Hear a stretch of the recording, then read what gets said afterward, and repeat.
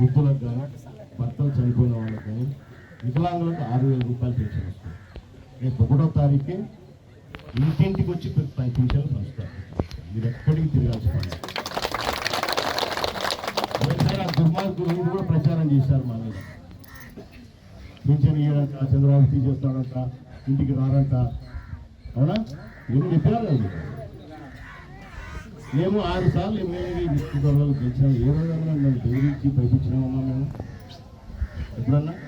మా నాయన, మా అన్న, నేను, మా కార్యకర్తలు, నాయకులు ఒక్క 5 సంవత్సరాలు మీరు అధికారం వాళ్ళకి ఇచ్చేసరికి మిమ్మల్ని అంతా భయపడి ఇల్లు నుంచి బయటికి రాకుండా చేశారు. కరెక్ట్ కాదు కదా అది. మీరు మాకు అవకాశం ఇచ్చేది మీకు సేవ చేయడానికి, అంతేగాని మీరు పెత్తనాలు చేయడానికి కాదు కదా. పెత్తనాలు చేయడానికే ఇచ్చేది, మీకు సేవ చేయడానికి మీరు మమ్మల్ని గెలిపించేది. సో అవన్నీ భూములు ఉండవు. దయచేసి మీరు కూడా తప్పుడు మాటలు నమ్మకండి. నమ్మితే చెడిపోయేది ఎవరమ్మా? మీరేనా? అది తెలుసుకుంటే చాలు.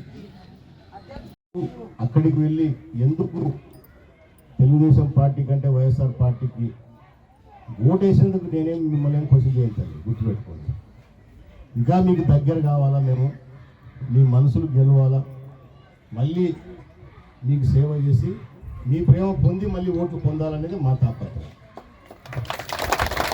అంతేగాని నువ్వు ఎందుకు నాకు ఓటు వేయలేదని బెదిరింపు కార్యక్రమాలు అట్లాంటివే ఉండవు మా ప్రజల దగ్గర. మీకు ఎక్కువ సేవ చేస్తాము. మీరు కూడా మీ దగ్గర కూడా మేము మంచి అనిపించుకొని మళ్ళీ మీరు ఓటు తీసుకుంటాం.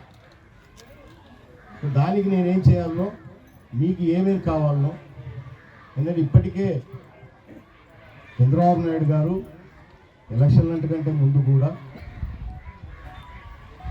గతంలో కంటే కూడా.